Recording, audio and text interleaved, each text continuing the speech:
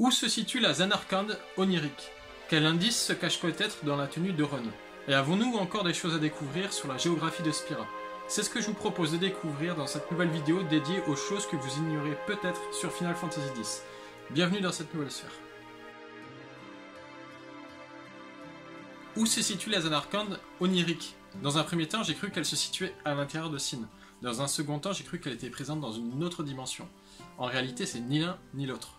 Le rêve des priants a bien une réalité physique dans le monde de Spira, et il se trouve près du temple de Baj. C'est pour ça que c'est le premier lieu que Tidus visite après avoir été extrait du rêve des priants. Il a été déposé au plus près en mode débrouille-toi maintenant. Mais du coup, pourquoi y a-t-il des allures de Zanarkand à l'intérieur de Sin? Soit il s'agit des fureurs lucioles qui réagissent au souvenir de Jecht, soit il s'agit des composants de la Zanarkand onirique qui ont été aspirés par Sin au début du jeu et reconstitués à l'intérieur de lui. Dans cette supposition-là, il s'agirait d'une copie du rêve, telle une troisième Zanarkand. Selon Yevon, Sin détruit les machines car autrefois leur utilisation a égaré les peuples de Spira, les menant à la luxure et à la vanité. Sin serait la réponse punitive au péché pour ne pas qu'ils se reproduisent. Mais derrière la version de Yevon se cache une autre vérité. Le rêve des priants étant physique, il devrait être accessible. Mais le livre Final Fantasy X Ultimania, duquel je tiens mon information sur la localité de la Zanarkand onirique, nous informe que seul Sin connaît le moyen d'accéder au rêve. Mais que des technologies suffisamment développées pourraient peut-être un jour trouver le moyen d'accéder au rêve des priants.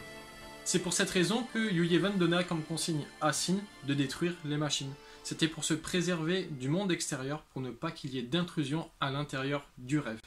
J'aimerais maintenant vous parler d'Ultimecia de Final Fantasy VIII. Mais quel rapport avec Final Fantasy X me diriez-vous?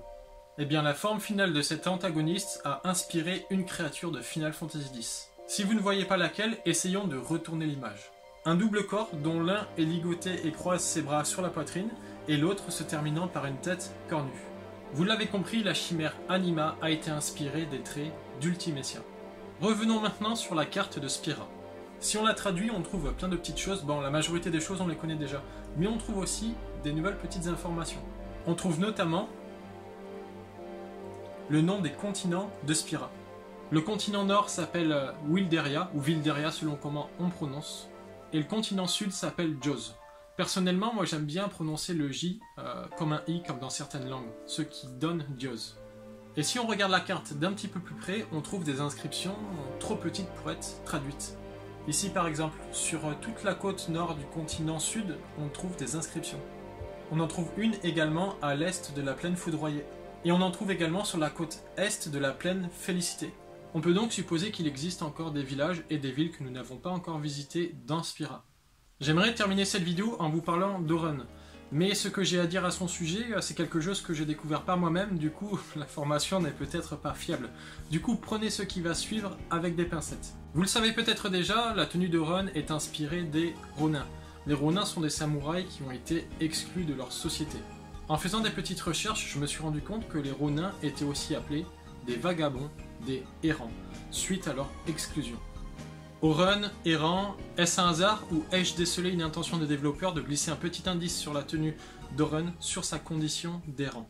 Dites-moi ce que vous en pensez en commentaire. On arrive malheureusement à la fin de cette sphère. J'espère que les informations que je vous ai partagées vous ont plu. Si vous en voulez toujours plus, comme la dernière fois, faites-le savoir et je ferai une nouvelle vidéo. La prochaine vidéo est une vidéo théorie et vous n'avez pas envie de la rater. Du coup, pensez à vous abonner. Si vous voulez soutenir la chaîne, vous pouvez mettre un petit like à cette vidéo ou aller visionner les autres contenus qui vous intéressent. C'était Travel, c'est tout pour cette fois-ci. Merci pour votre attention. Je vous dis à très vite pour une vidéo théorie. Salut!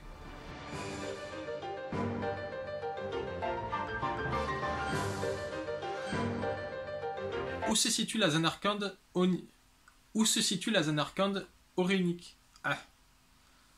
Où se situe la Zanarkand onirique?